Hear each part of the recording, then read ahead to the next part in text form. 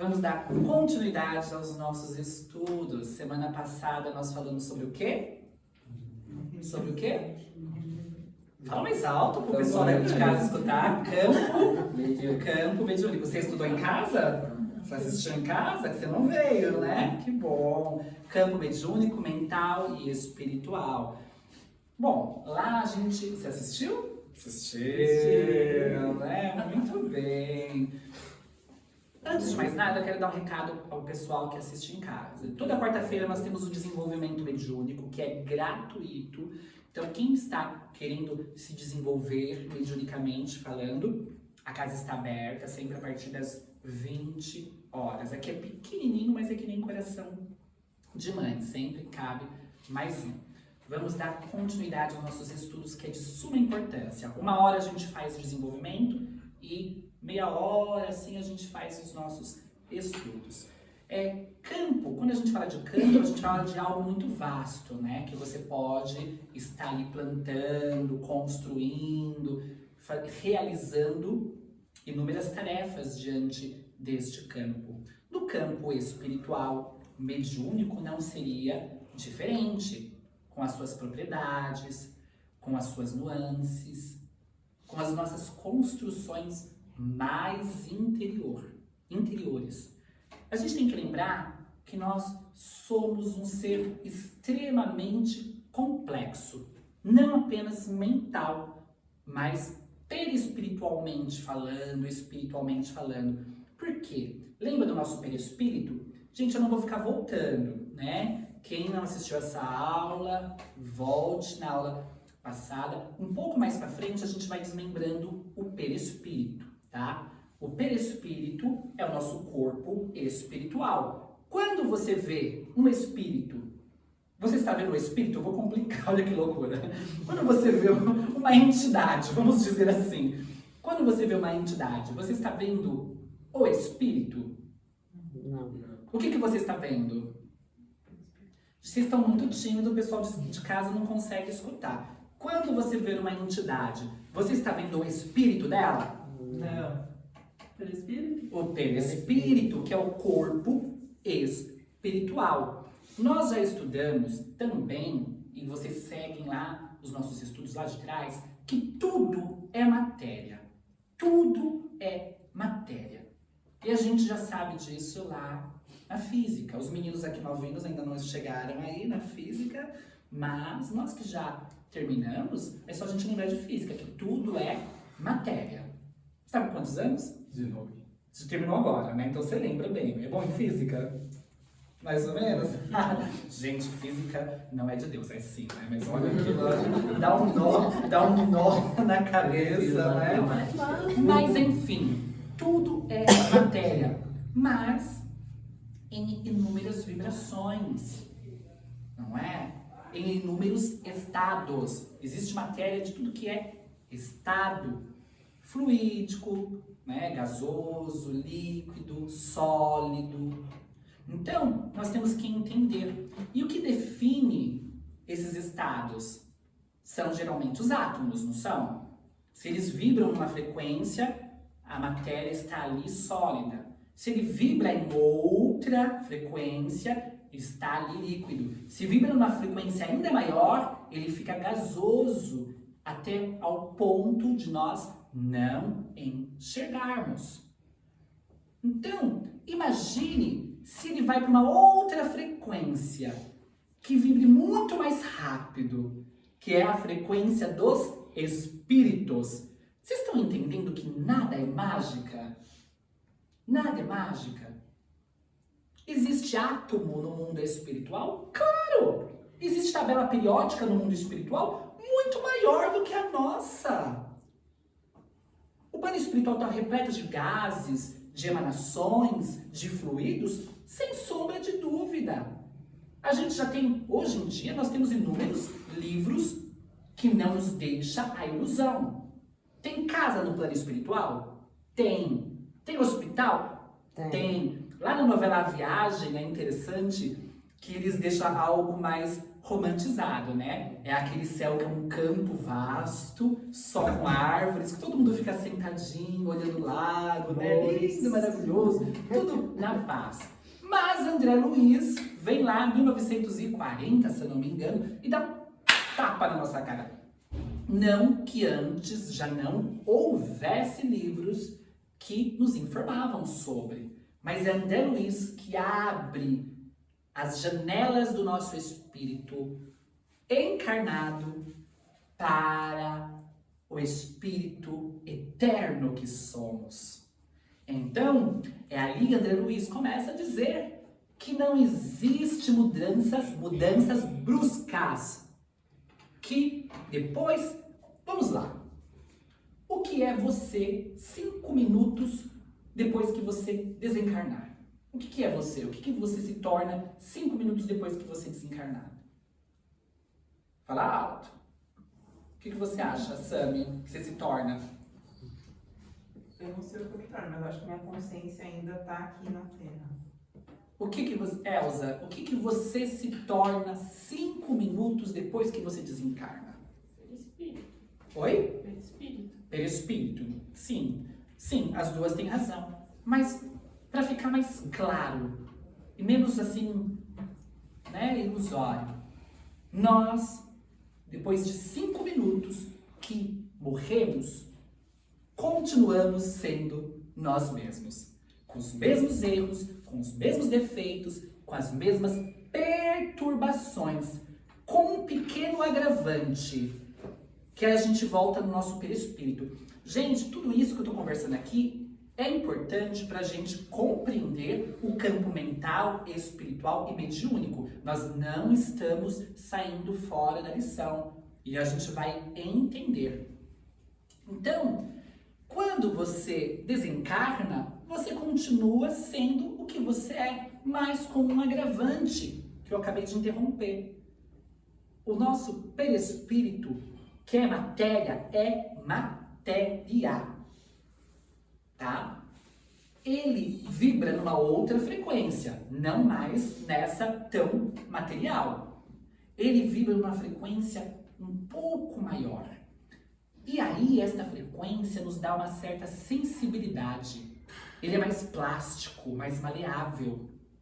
Então, ele está, por essa movimentação, por esta elasticidade e sensibilidade, o nosso perispírito está mais, ele está mais maleável com os nossos pensamentos e sentimentos.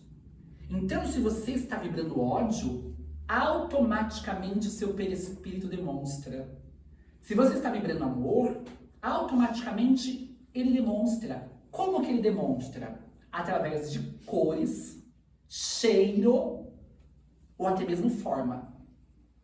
Há mulheres e homens lindíssimos que quando dormem e o seu perispírito sai do corpo, porque quando a gente dorme, o nosso perispírito sai do corpo, se tornam verdadeiros monstros.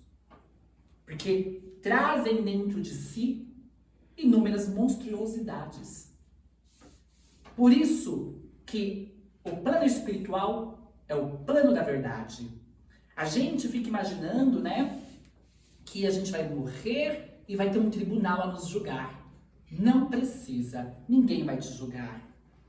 Porque tudo o que você é está estampado no seu perispírito.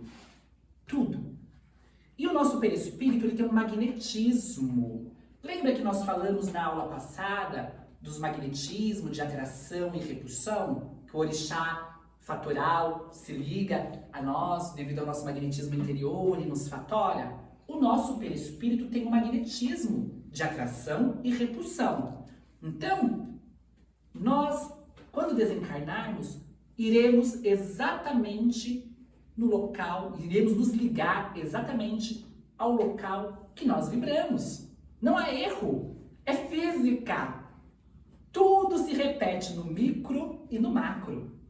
Então, se você pode até, como dizem, pagar de bonzinho, Por isso também dizem que de boas intenções o inferno está Cheio. mais alto. De boas intenções o inferno está Cheio. Exatamente. Porque você não tem como disfarçar. Por isso que muitas vezes, quando você chega no plano espiritual, você se revolta. Sabe por que você se revolta? Porque você não vai estar no lugar que você imaginava. Quantos reis e rainhas aqui na Terra que achavam que eram, os mandatários, que achavam que eram os enviados de Deus, ou muitas vezes se achavam os próprios deuses, porque muitos reis do Egito se achavam o próprio Deus. E aí desencarna e chega lá do outro lado numa situação lamentável. E não vai muito longe. Se você foi um bom rei, uma boa rainha, mas tinha essa ideia que era natural, que você era o enviado de Deus, e de fato, se você está ali, colocado ali para servir uma população, é sinal que você tem deveres. Mas você não é superior ao ponto de se achar melhor do que seu irmão. Porque estamos nesta evolução juntos. Muitas vezes um serviçal tem uma condição espiritual muito mais elevada do que aquele rei. E então vamos dizer que este rei, esta rainha, cumpriu com os seus deveres conforme mandava o mundo. E ela, mais dentro de si, ainda carregava aquela vaidade de se achar o mandatário, o enviado de Deus. Aí quando desencarna, tem a surpresa de que aquela serviçal está numa posição melhor do que a dele. Porque na espiritualidade não tem erros. Sabe quem manda na espiritualidade? Sabe os guias que mandam na espiritualidade? São aqueles que possuem moral, e também possuem intelectualidade. Quase que não sai. Possui o intelectual muito desenvolvido. Muito desenvolvido. Então, nós não vamos ter ilusão. Quando seu Mata Virgem, que é o guia-chefe desta casa, dirige esta casa, você pode ver que os outros guias têm um profundo respeito por ele. Por que os outros guias têm profundo respeito por ele? Porque dentro desta casa, ele é o ser espiritual com mais condição de amor e de moral. E se a gente perceber a mensagem sempre amorosa dele, às vezes, não vou dizer ríspida, mas de disciplina, é como aquele pai que nos ama e quer o nosso melhor. Vamos voltar. Entendemos que o perispírito, ele é plástico, ele é sensível aos nossos pensamentos e sentimentos, só que ele é muito mais complexo, porque ele é uma matéria. E a nossa matéria também não é complexa? Gente, imagine tanto, de seres que vivem em nosso organismo. Seres que vivem. O nosso cérebro, a ciência diz que o nosso cérebro só pode ser comparado com o universo. Não é? Sistema encefálico, endócrino, epífise, hipófise e tantos outros mecanismos do nosso organismo físico. Cada movimento que nós temos é uma dádiva de Deus. Agora, o nosso perispírito é muito mais complexo, porque também é matéria. Só que é uma matéria e uma complexidade que não nos cabe ficar aqui destrinchando. O que eu quero dizer com isso? Analisando de forma tão profunda. Tem gente que gosta, que faz e tudo bem, mas, gente, não vamos nos iludir. Isso cabe ao plano espiritual. Quando a gente estiver no plano espiritual, aí você faz biologia lá, você faz medicina lá, que tem. Mas é importante a gente analisar pelo menos a base. Principalmente nós médiuns. Pra gente não cair no misticismo. Porque eu sempre falo e repito, aqui nada é Harry Potter. Nada é Harry Potter. Tudo tem um porquê. Então, o nosso perispírito, ele tem várias camadas. E ele vai mudar de acordo à sua evolução. Então, quanto mais evoluído, menos você consegue enxergar o perispírito. Quem aqui já estava em casa, assim, sentadinha ali, parada, e assim, olhando pro nada, de repente vê um vulto escuro passar, assim. Quem aqui? Eu já.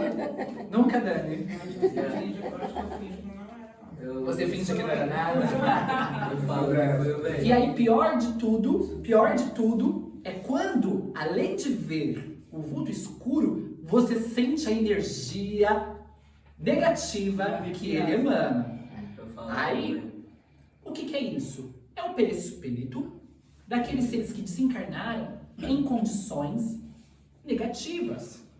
A matéria deles, gente, a matéria deles, perispiritual, só não é igual à nossa porque eles desencarnaram. Porque é muito, muito bruta. Quem acha aqui que morreu não sente mais fome? Você acha que você vai sentir fome quando você morrer? Desencarnar? Pode dizer o que você acha, que nós estamos em aula. Você acha que você vai sentir sede, Dani, quando você desencarnar? Tá. Vamos lá. Se é matéria, toda matéria, ela precisa ter um alimento, né? Uma condução. Então, é natural que o nosso perispírito, ele também sinta essas necessidades. E digo mais, os espíritos elevados, eles também se alimentam, mas se alimentam de outros fatores, de outras energias. Os espíritos puros se alimentam do amor. Quem aqui já se deitou na cama de mãe? Tão gostoso, não é? Você vai lá e deita na cama de mãe, você deita e você dorme. É uma delícia, sabe por quê? Ali está uma emanação de profundo amor materno. Este amor que se assemelha ao amor de Deus. Então o filho deita ali, se sente acolhido por aquela energia, se sente alimentado, você sai dali alimentado. É maravilhoso. Mas a gente só consegue entender isso em pequenas proporções. Os espíritos puros se alimentam completamente dessa energia. Mas nós, seres não tão luminosos, nos alimentamos ainda de água, de fruta e muitas vezes de carboidrato no plano espiritual. Porque ali existe uma matéria mais bruta, tá? Tudo é matéria. Como que surge de forma plena todos estes elementos, nos escapa um pouco o entendimento. Mas tudo bem. Tudo bem. E a lógica não nos deixa levar para outro caminho. Porque a evolução não dá saltos. Nada dá saltos. Tudo é uma gradação. Não é? E nem para os espíritos crísticos. Porque diz que Jesus teve que descer camadas e camadas durante muito tempo para conseguir se acoplar ao nosso perispírito, para se tornar realmente humano. E tenho certeza que o perispírito dele ainda tinha um axé diferente, que a gente não consegue compreender, não é? Então tá, vamos voltar ao nosso campo. Olha como somos complexos, não é? Somos uma cebola, cheia de camadas, cheia de corpos. E além desses corpos que estão no nosso perispírito, geralmente falam que são 7 corpos internos, né? Mas a gente vai estudar um pouco mais pra frente. Além desses corpos, existe a emanação que cria este campo em nossa volta, que nós estudamos semana passada. Que ele vai emanar aquilo que nós temos dentro de nós. Lembra que o perispírito ele é plástico? Só que aqui na matéria a gente consegue mentir, né? Porque tem um monte de gente com máscara aí, né? Que não deixa transparecer seus sentimentos mais profundos. E graças a Deus. Graças a Deus. Não é? Também digo eu, viu? Porque nós não somos tão luminosos assim. E graças a Deus. Só que tem uma coisa que nós não deixamos de transparecer. É nossa energia pessoal. Isso você não consegue disfarçar por muito tempo. E ela se emana através dos nossos pensamentos e sentimentos, que vão criando todo um campo à nossa volta. Não é? E aí, o que acontece? Como que se transpassa essas energias? Como que você consegue entrar no campo do outro? Como que você consegue se envolver? De inúmeras formas. E uma delas é através dos chakras básicos. De todos os chakras, mas principalmente os básicos. o coronário, frontal, laríngeo, cardíaco, gástrico, esplênico e básico. Elas são vórtices. O que são vórtices? É como se fosse um redemoinhozinho, né? Que ele tanto gira para um lado quanto para o outro. Quando está em sentido horário, está equilibrado. Quando está em sentido anti-horário, está em desalinho. Se ela gira muito rápido, está em desalinho. Se gira muito devagar, está na apatia, está também em desalinho. Então precisa estar na harmonia. Se meu chakra lá de baixo está em desalinho devido às paixões humanas, tenho que tomar um pouco de cuidado, ele desalinha o nosso chakra coronário. Porque quando você está nas paixões em desalinhos, afeta o seu cérebro. Quando você está com muita raiva, muita cólera, onde você sente? Ali no gástrico, né? E ali vai, porque é através do gástrico que a gente absorve muitas energias. Por isso que muitas vezes você tampa o umbigo. Aqui, para quem não conhece a nossa casa, no início dos nossos trabalhos, a gente mentaliza Jesus de braços abertos, das mãos de Jesus saem raios luminosos, do coração de Jesus saem raios luminosos que envolvem o nosso chakra gástrico, o nosso plexo solar. E aí, através dele, que vai nos envolver e limpar e equilibrar todos os outros chakras. E aí, isso é um meio de limpar o nosso campo espiritual. Por quê? Porque vamos agora ao que interessa realmente a nós médiums. Não que o restante não venha a interessar, mas aí que está o porquê de estudarmos tudo isso. Porque todo este campo, e eu disse semana passada, que vai ditar e vai dizer como é que nós iremos nos ligar às nossas entidades. É ela que dita com quem você vai se relacionar ao mundo espiritual. Lembra que eu falei, e vamos repetir rapidamente, que quando vem um espírito muito elevado e entra no nosso campo mediúnico espiritual e nós não estamos tão elevados assim, nós sentimos uma dificuldade. Porque nós não estamos falando a mesma língua. A mesma forma quando vem um espírito muito baixo, de baixo padrão, a gente se sente mal, muitas vezes vomita, porque mexe com o nosso corpo físico. Porque quando você incorpora, dá aquele tremelique, não dá? Porque mexe no campo perispiritual que está ligado no nosso corpo físico. Porque quem dá a forma, a matéria mais densa, é o perispírito. É o nosso perispírito que se liga ao útero materno, na hora da concepção, que vai dar a forma àquele corpo. Por isso que muitas vezes você encarna uma transexual. Porque eu tenho um espírito extremamente feminino. Mas esta minha encarnação necessitava que eu tivesse este contexto como transexual, para que eu aprendesse a amadurecer inúmeros sentimentos. É muitas vezes esse perispírito que faz você nascer com deficiências físicas, porque você acabou muitas vezes infringindo a lei. E muitas vezes você roubou, e você tem visto roubo. E aí aquilo acabou desequilibrando o seu perispírito e você acabou desalinhando as suas mãos. E quando você encarna sem elas. Para você poder ressarcir, reavaliar os seus pensamentos e sentimentos. É no perispírito que está composto todo o nosso futuro. E é nele também que está composto o nosso passado. Nós somos, e isso é importante para a gente entender como os espíritos agem sobre nós.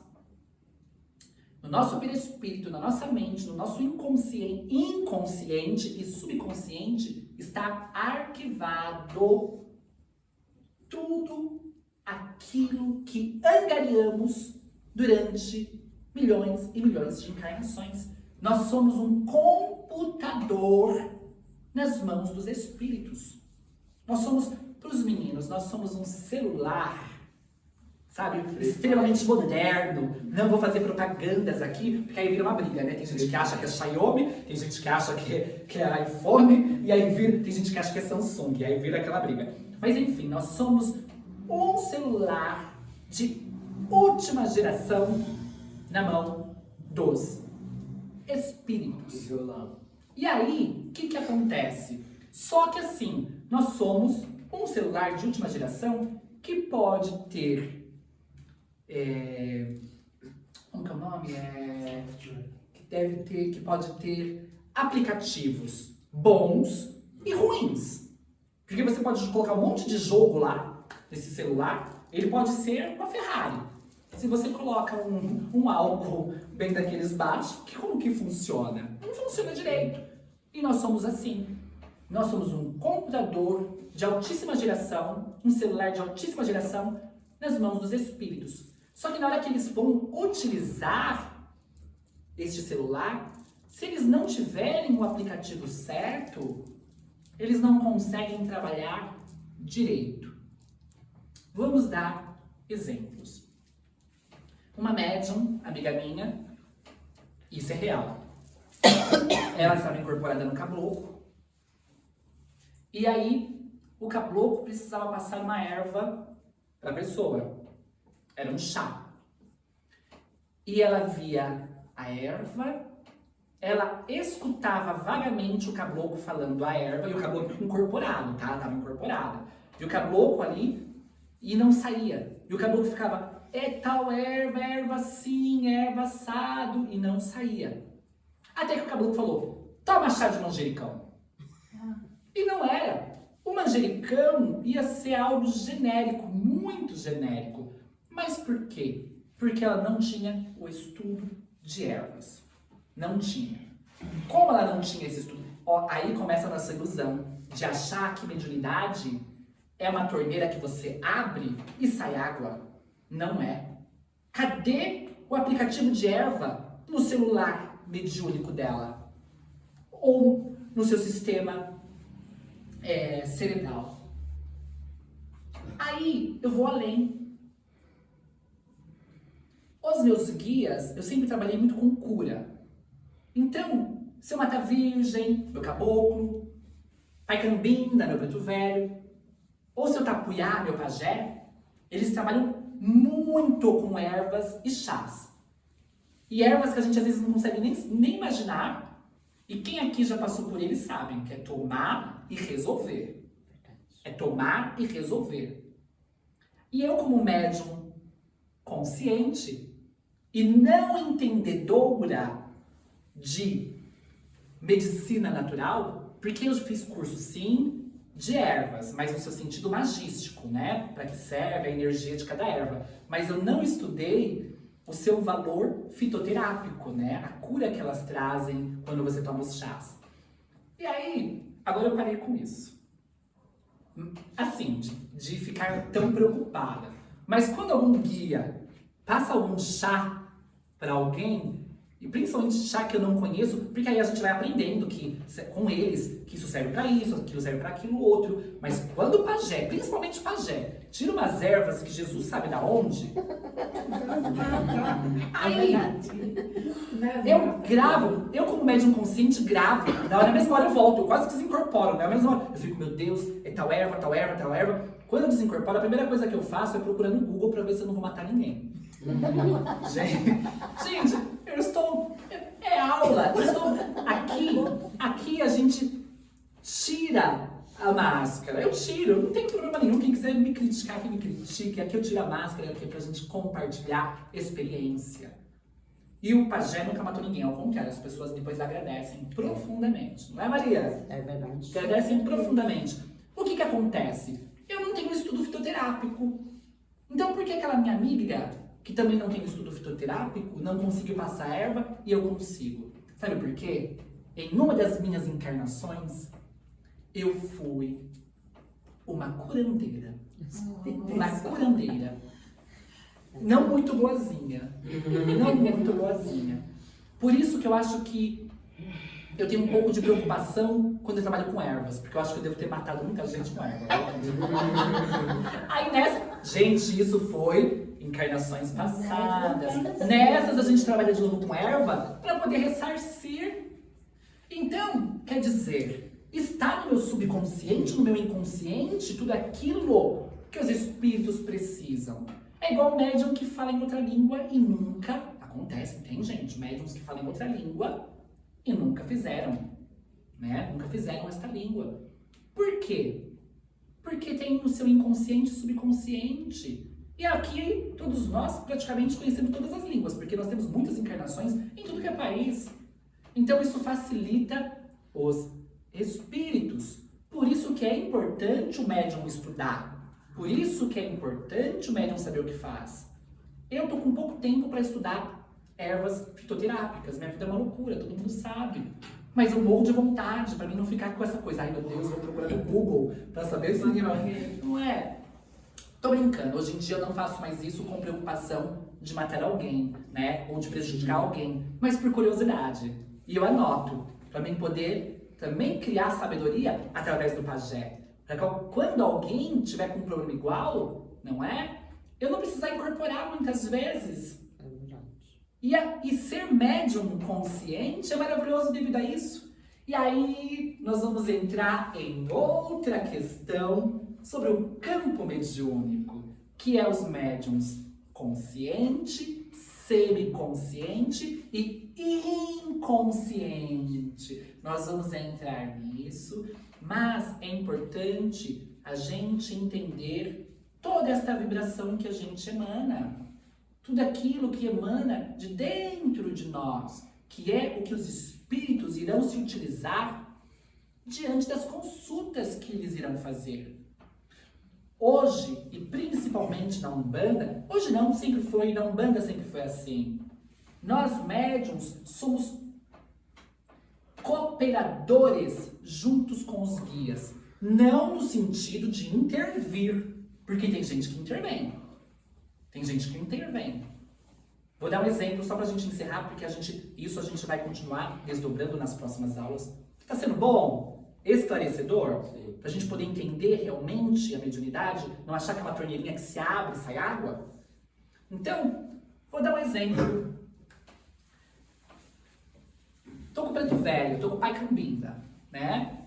Aí eu tenho conhecimento de reiki, tá? Aí, pai Cambinda vai lá, dá um passe no filho, vê que o filho tá um pouco desalinhado, e aí enxergo. Porque assim, quando o espírito enxerga o problema, geralmente vai de mediunidade para mediunidade. Mas geralmente o médium também enxerga. Mas não é o médium que está enxergando, é o espírito. Como você está ligado a ele, abre todo um canal. É muito interessante. Aí eu vejo o problema ali do filho, Zenfio, né? Você tá com um probleminha. Aí, o preto velho tem a maneira dele de trabalhar. E vai trabalhar todos os chakras, vai trabalhar. Vocês podem perceber que às vezes ele faz assim no coronário, no frontal. Vocês percebem que os espíritos conhecem mais do perispírito e dos chakras do que a gente possa imaginar. E tem que conhecer, porque é através disso que eles vão trabalhar. Gente, os nossos espíritos, nossos guias, eles assim estudam muito para trabalhar. Mas aí tá. Aí o pai Cambinda estudou tanto para retirar aquela perturbação que tá rodeando a cabeça do filho. Aí eu, muito da esperta, falo, não, mas eu conheço um símbolo do reiki que retira. Aí eu vou lá, não, aí eu vou aplicar o reiki, vou aplicar o símbolo que pai Cambinda faz com toda a misericórdia e paciência. Pai Cambinda se afasta um pouco do meu campo mediúnico, deixa eu aplicar o reiki, desenfio. Só que aí eu tô lá, envolvida ainda na energia do preto velho, acho que é o preto velho que tá aplicando o reiki, né? Ou sei lá, sei lá que passa na minha cabeça, eu tô lá, desenfio, preto velho tá trabalhando com o reiki aqui na cabeça do desenfio. Aí o pai Cambinda só olhando. Aí quando eu terminei de aplicar, desenfio, o reiki na cabeça do filho com o símbolo, o pai Cambinda acho que olha pra mim e fala, terminou? Posso voltar ao meu trabalho? Aí o pai Cambinda volta ao meu campo mediúnico e termina de fazer o trabalho. Só que aí isso tem um problema, porque preto velho aplica reiki? Não. Aí, o consulente, achando muito do estranho, vai achar que aquilo tudo é uma mentira. Não é. Não é. Em partes, todo mundo trabalhou. O preto velho, o médium, todo mundo trabalhou. Mas não há essa necessidade. Não há. E é nesse ponto que a gente não pode interferir. Nós temos que ter, sim, o conhecimento para os guias poderem trabalhar, mas ficar observando. Gente, eu demorei muito para entender isso. Eu demorei muito para atender o público. Eu me desenvolvi durante muitos anos. E hoje eu sei fazer isso. Hoje eu observo os guias trabalhar. E no máximo que eu faço é emanar luz. E olha, depois de muitos anos incorporando, gente, olha, pra ser sincera, eu não presto nem mais atenção. Quando é trabalho de ervas, sim. Mas nos outros trabalhos, se você me perguntar depois o que aconteceu, muitas vezes eu não vou saber. E não sei mesmo. O que eu lembro, eu lembro. O que eu não lembro, eu não lembro e não minto. E sou clara. E poderia aqui pagar de médium inconsciente, que eu conheço um monte, que fala que é inconsciente para poder se respaldar. Compreendo. Sabe para se respaldar? As pessoas falam, ai não, mas ela é consciente. E daí? Conheço médiums conscientes maravilhosos. Maravilhosos. Porque a consciência, semiconsciência e inconsciência não vai ditar se o trabalho vai ser bem feito ou mal feito. Mas sim o amor que você dedicar diante da mediunidade. É isso, muita luz, muita paz. Semana que vem nós vamos falar sobre coroa mediúnica. Diante dos orixás, diante de todo esse trabalho que a gente desenvolve na Umbanda. Muita paz. Muita paz.